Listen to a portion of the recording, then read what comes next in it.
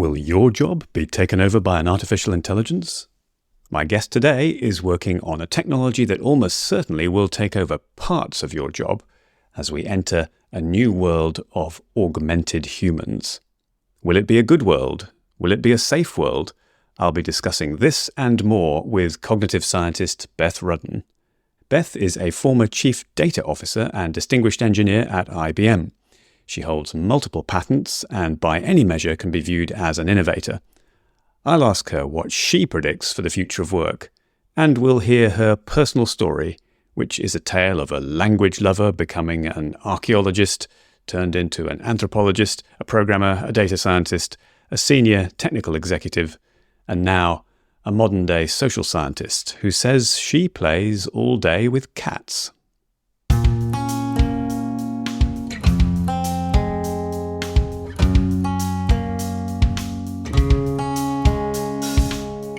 You're listening to The Innovator's Journey, a podcast about the lives and careers of creative people, technology, and the future of work, with your host, Jonathan Winter.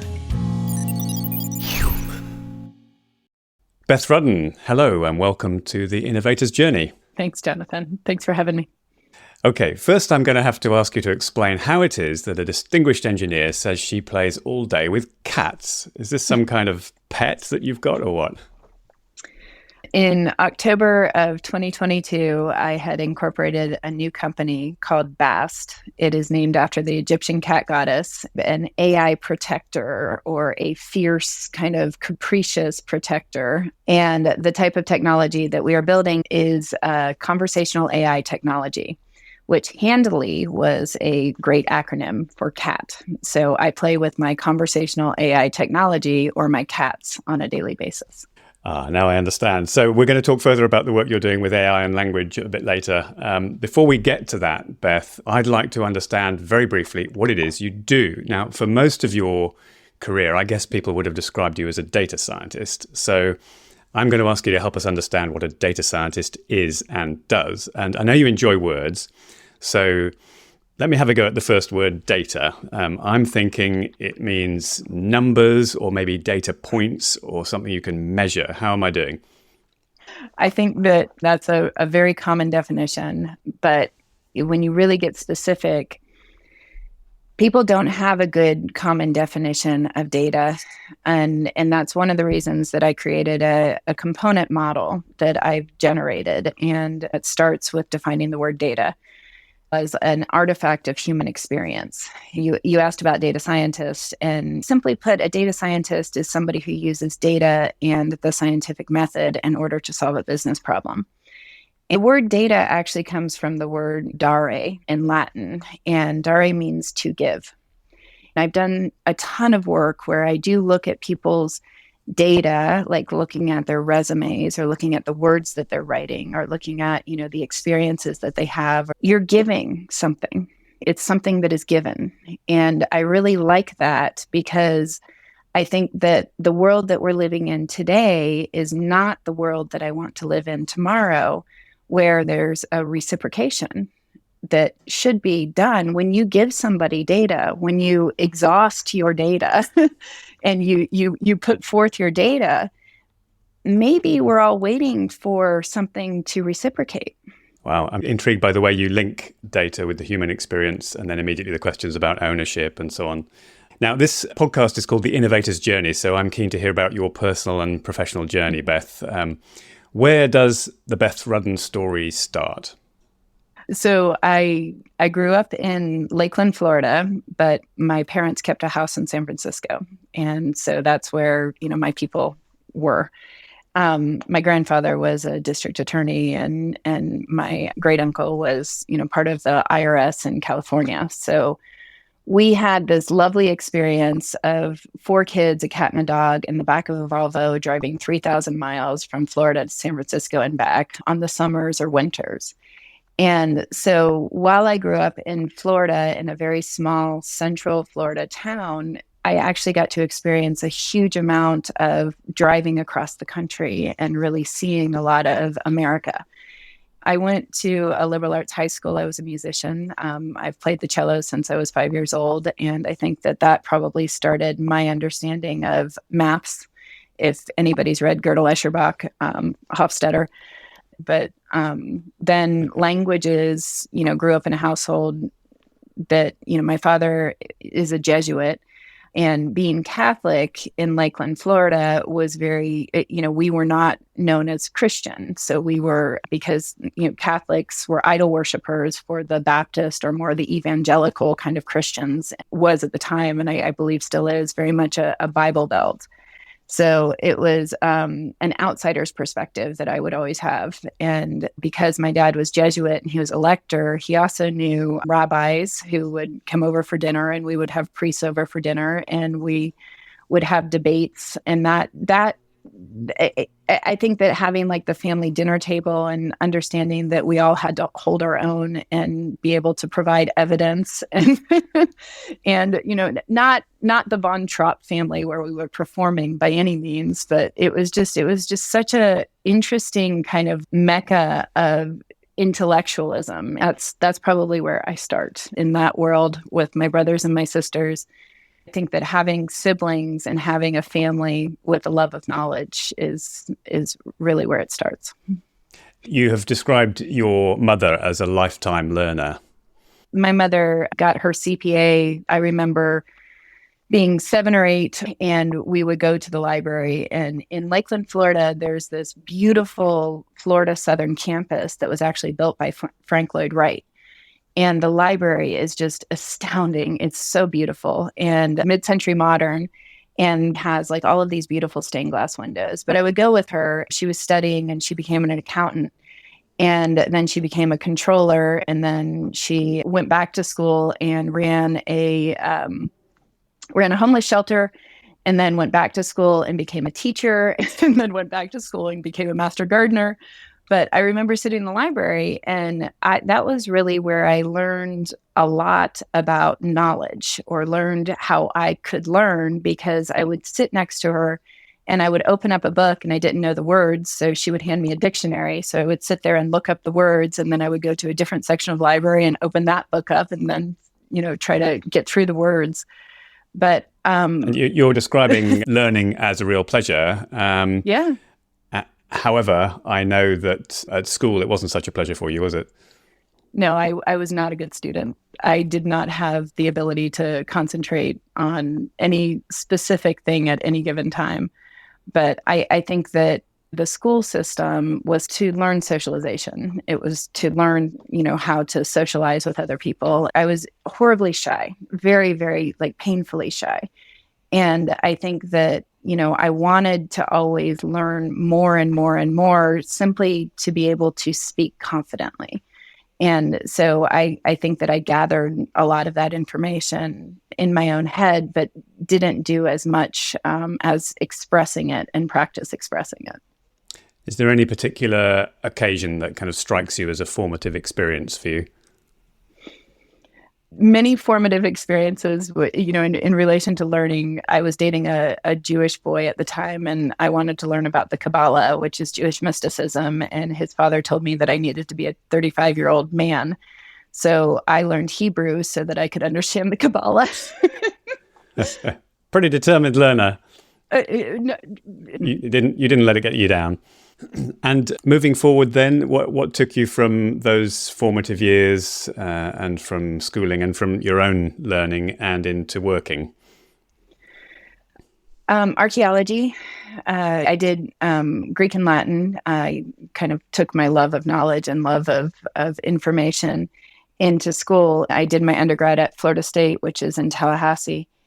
And there's this amazing classics department, and Nancy DeGrummond, who runs archaeological sites within Italy and Tuscany. And just being able to be in Italy at the end of my 4-year degree and on an archaeological site and digging through layers and layers of strata to get to Etruscan. And that's where I started understanding that there are layers of dirt with artifacts that we then take and correlate against what people were saying or wearing or feeling at the time in the artwork. And we would try our best to understand what was that person doing at that time that artifact was found in that place. And I think that, there was this sort of a little bit of a irreverence on, well, it must have been religious. And then we would kind of make up, what really actually happened, because we know so little. And then the concept of an artifact being able to describe so much about, what a person's life was and how, minimal that is. So if somebody recreated our entire society based on a Mad magazine, what would that look like? How would that person, describe all of who we are? And I did that, and then I went and I did archaeology at University of Denver in Colorado, where I'm at now, and I did an entire master's degree on it. And then I sold out because I needed to pay for my student loans, and started working in the .com consulting era world, where before there were e-readers, before there was Stack Overflow, before there was Google, we had books where they would throw me a book, put me on a plane, and say, you're debugging Java, at this client site. So you graduated in subjects that fascinated you, and then you ended up penniless and had to earn a crust. Worse than penniless, the negative, like the student loan, it took me 20 years to pay off my student loans. But ouch. I remember being in school with MBAs who would be like, are you really getting a master's degree in archaeology? And I'm like, absolutely. But you ended up in debt. So now you were condemned to be a programmer for 10 years, 20 years. Yeah. And the programming, really quickly, I went in and became a report writer. But report writing was very different than programming, because report writing required both the back end processing of the data as well as the front end visualization. And those are way different skills. I'm interested in how somebody who started out as a shy person ended up actually getting these jobs. How did you land the jobs? A lot of gumption. I definitely lied on my resume, exaggerated, rationalized, used my words. But I remember my mother at the time, where she was looking for jobs and she was trying to translate her world of what she was doing, and her, looking up words and synonyms that they wanted to use for that particular job. I did the same thing. And lying is probably a strong word, but necessity is the mother of innovation and invention. And I had a lot of necessity at the time. Okay, so embellished and polished your resume, and you ended up as a contractor with IBM, I believe. Yep, I was a contractor. I made bank with overtime. And then I was converted as a regular in 2004 when I was pregnant with my son. And you became an IT architect, and then a senior programmer, eventually a distinguished engineer, and in the end, head of data science for IBM. Well, I was a chief data officer for GTS, and that was our $34 billion managed services division. And we had a workforce transformation in front of us. We had just acquired Red Hat. We were looking at, how do we transform 25% of our entire workforce? And then we took that entire $34 billion company, which is the managed services division, and then we spun $20 billion worth of that off. And so to see that massive transformation, that was absolutely astounding. We had 110,000 humans in 175 countries, and IBM put client innovation centers in places where, like Brno in Belarus, in Kiev, and India, in Chennai, and Bangalore, and all over the world, in Costa Rica, in places where we were creating jobs. And the people were so desperate to have careers that when we came around and said, hey, do you want to be a data scientist? Do you have the propensity to do so? Or, hey, do you want to be, a Red Hat engineer? You already have all of the things that you need to be for a Red Hat engineer. You just need to go through this training and this certification. We were able to transform 23,000 humans and get them to upskill and reskill by providing them the opportunity to do so. And what did it take for them to believe in themselves? Somebody else believing in them. I think that it is that simple. Is that true for you as well, Beth? I mean, your career sounds, stratospheric, where you were ending up in the room where it happens, as you say. Was that an incremental thing, your career, or was it big leaps? And if so, what do you credit for those leaps? You're surrounded by really good humans that want people to be successful. They need you to be successful. And at a very early part of my career, I was really introduced to mentoring. And the difference between a mentor, a sponsor, and a coach is significant. And I think that the bones and the culture of IBM truly engenders people to think about how much do I know? Do not make yourself a single point of failure. And I think it's also part of the services division too, is that you're all in the trenches together working for a client and customer. So your idea is to give and to service. And so to give back because you have great knowledge and you're given great opportunities, you're supposed to pay it forward. And those were the people who raised me. They would say, I will mentor you, Beth, but your job is to go mentor somebody else. So it was a community of people that really wanted to raise people up and get them into positions, because there was only so much you could do until you could get bigger. You talked about mentors, you've talked about coaches, you've talked about sponsors. Do you want to name one of them and describe what exactly it is they did for you, how it helped you?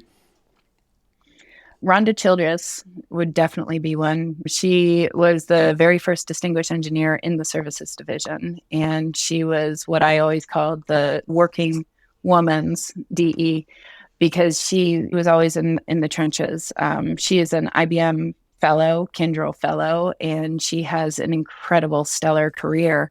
And she's the one that taught me to pay it forward. And she's the one that would do everything from rewrite your package for the 50th time, Beth, and stop sounding whiny again, do it right.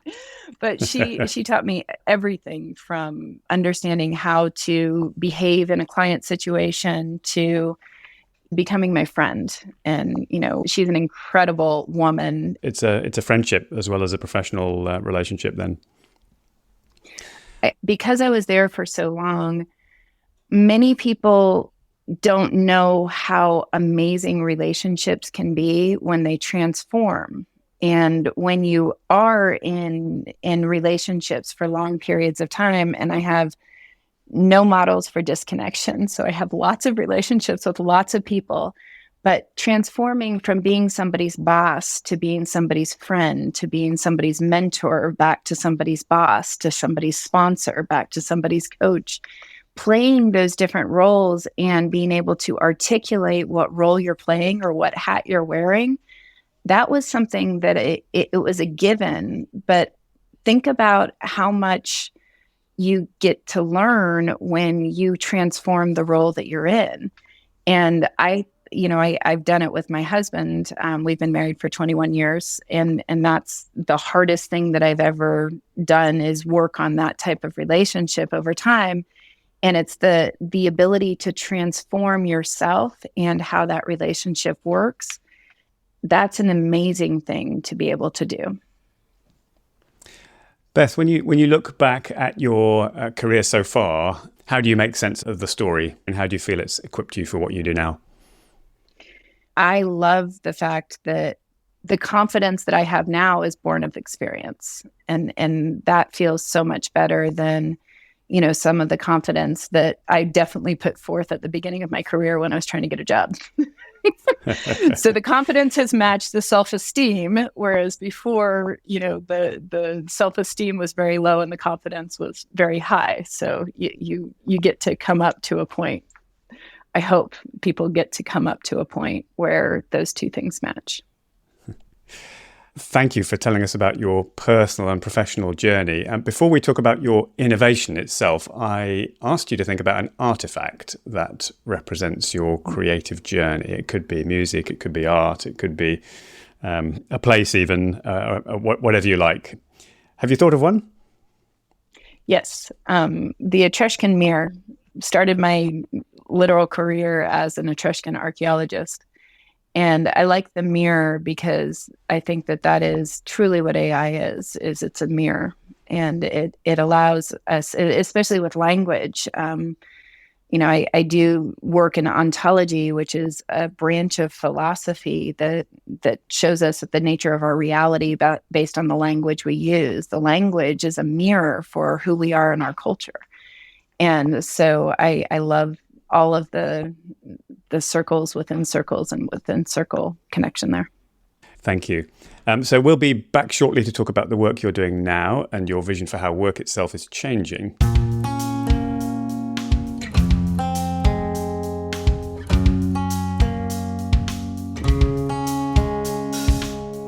You're listening to The Innovator's Journey, a podcast about the lives and careers of creative people, technology, and the future of work, with your host, Jonathan Winter. Beth Rudden, these days you describe yourself as a cognitive scientist, which you explain as the binding of philosophy, psychology, and computer science. And the innovation we're featuring today is your work on conversational AI. This has come to many people's attention with the public release of ChatGPT. Could you tell us what this technology is and what impact it's already having?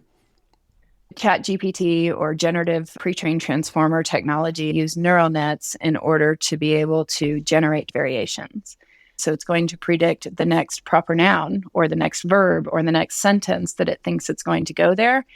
It doesn't necessarily have the full scale of NLP or natural language processing. So it's sort of that last part of the generation without the understanding.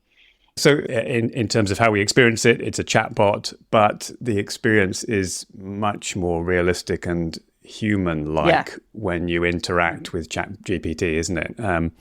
And presumably, if I ask it the same question twice, I might get a different answer. Is that right? Yes. And currently, there's no what we call retest reliability in order to make sure that you understand why. Yeah, and I might get the wrong answer. Yeah. Oh, and yes, absolutely. It might be biased. It might be a falsehood because this is a language model, so it's not telling me the truth. It doesn't understand what you're saying enough to tell you what truth is. So it's there's not a so it's just going to predict. Oh, it asked me for a subject, verb, and a predicate. So I will predict the next subject, verb, and predicate that I think will go there. So it strings these things together, but it's pretty impressive, isn't it? I mean, it's, I could believe it. I could believe it's real. What I actually really like to use it for is if you're a domain expert in something, I think it's great to use it to rephrase your question, to rephrase your understanding, because then you can tell when it's not necessarily saying something that you have an understanding for. But if you ask it for an analogy, if you ask it for a metaphor, if you ask it for, things that you can really use to be able to deepen your own understanding of something. And remember, there's this entire notion of dialectics that teach us how to rephrase things in our own head and have a dialogue. This is how we normally learn. So there's a real skill in actually using these tools at the moment. And presumably, if you don't use them well, there are big risks. Where do the risks lie? I think that the risks lie in that human beings are not prepared to have this type of technology. Human beings are biologically incentivized to personify. And so we want to, make this a lot more real than it is. And because of the way that the model has been trained using the data that it is harvesting from the internet without context, without consent, that's not a great way to take what has been offered, what has been given as data. And I think that when we have, models out there that can actually deliver human-like experiences that convince people that their reality is different than the shared reality, that becomes very, very dangerous. And that's where I think that the problem with misinformation is. Now, I'm wondering whether your current work is going to help with this challenge. We could have focused on any number of things as an innovation because you hold multiple patents and you've done a lot of interesting technical things in the past. But right now you're putting energy into this question of language and AI. What is your innovation? What is it you're working on now that will help this situation? So when GPT came on the scene, And I had started playing around with GPT, extending the GPT models or just using the GPT to generate the variations that we need. We can use an ontology to be able to say, here is the notion of reality, or if you're a business, here are the things that you do for your business. So if you're a toy store, here are the toys that you have in your toy store. That goes into the ontology. And then I use the GPT models to generate all the fluff of language so that I can actually have that kind of conversational ability to interrogate information. Like I want to interrogate or ask you questions about all the toys you have in the toy store. Great. I'm going to stay in that bounded scope because I have an ontology controlling what that model is doing. So I can now use your own data to make sure that that GPT model never goes off track. It never talks about things that you don't want it to talk about without those types of boundaries. You're talking about using the language technology on a data set or an ontology that is like a field of expertise, and it's more reliable and controlled. It's going to be accurate. For example, in healthcare, you're going to want it to be fully reliable. You're not going to just release health advice that comes from a huge uncontrolled data set. Does that describe what you're trying to do? Because I am using a specific type of ontology, I carry the provenance and lineage of everything that I put into the system. So I can tell you where the data came from that was used in order to be able to answer the question. And I can say it was, this particular sentence within this paragraph within this page. You've described ChatGPT as a big emergency. What does the response need to be to that big emergency? Who is under threat from the emergency, and what do we need to do? The technology is not the emergency. It's the capitalistic response to that emergency. We haven't done our due diligence to really educate our regulators, our politicians, our lawmakers. There's a proxy in when Edison and Tesla went to war in the 1893 World's Fair, and Edison won that war and showed the world what electricity was. There was a fire that happened in Chicago, and because the fire killed 16 people, safety definitions were created. So we need to create safety programs, and we need to create programs like electrical engineers today cannot install wiring in your house that does not meet a certain standard or code. And there is accountability if that electrical engineer installs that wiring and there's a fire. All that system that I just described needs to be created for AI and specifically for GPT models. Let's talk about the future of work and how this is changing work and the workplace. What jobs are going to be made redundant by this sort of technology going forward? I have not done the analysis to understand all of the various tasks that will be made redundant by this specific technology. So I would ask everybody to go out to ChatGPT, and if you're a teacher, ask ChatGPT to list 50 things that a teacher does on a daily basis. Figure out which one of those that you don't like to do anymore. Think about how you can automate them, and then you're automating the tasks or automating the redundancy out of what you're doing on a daily basis. That sounds like a really practical exercise that any of us could do looking at our work. Anyone. Yeah. And I'm always like, take the robot out of the human and measure how much more effective you are when you do automate or augment yourself with this technology so that you can then measure what is the benefit of using this technology. Yeah, I like to think of the big story being not so much about which jobs are going to disappear, but actually about how all of us need to respond to this. And I'm wondering what we can learn from you on this. I mean, Beth, for your own work, what tools do you use? What are you starting to do differently? Any new habits? Everything. My 13-year-old had an essay. We went out to ChatGPT. We used some of the words that ChatGPT came up with, but she's like, I don't like those concepts. I'm going to use my own concepts.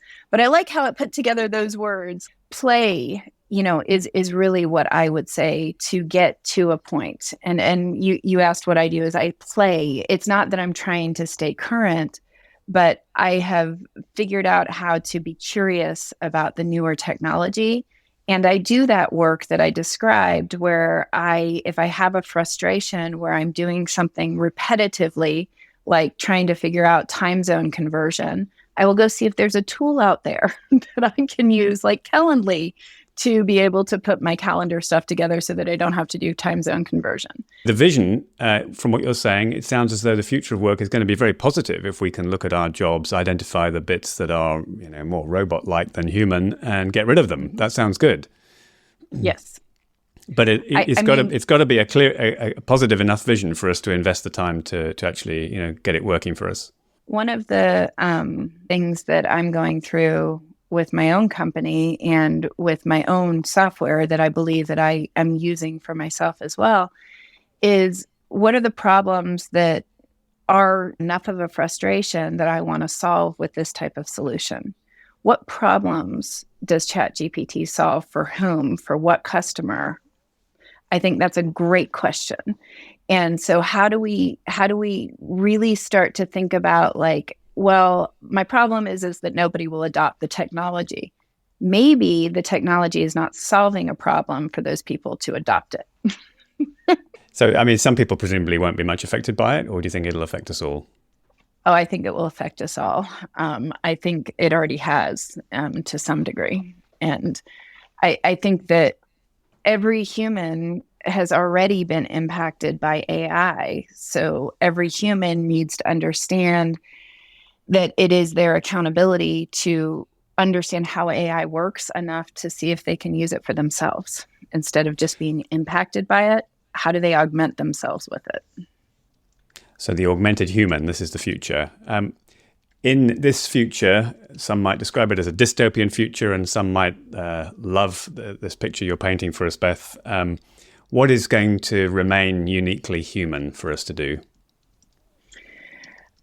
Relationships, build relationships, understand each other, figure out how we know what we know, figure out what the next frontiers are, figure out how to solve problems together, figure out how to communicate, figure out how to collaborate, figure out how to cooperate, figure out how to, do the human things that we do on a very daily basis. One of my favorite books that I read to my children, and I actually use in some of the workshops that I give, is Richard Scarry's What Do People Do All Day? Great book, written in 1968, something like that, 72. And it starts with all of the different workers, the postman and the farmer and the grocer, and like, what do people do all day? I want everybody to think about, what do people do all day augmented by AI? Beth, let's finish with a couple of questions for you. Is there any advice, looking back, that you would give to your younger self? Go for what you can give and pay it forward. And is there any advice that you would give to the world if you had a billboard that you could put any message on that you like? Be human, be curious, be confident in what you know, because you know how you know what you know. Beth Rudden, thank you for sharing your story, your innovation, and your vision for the future of work. Thank you very much.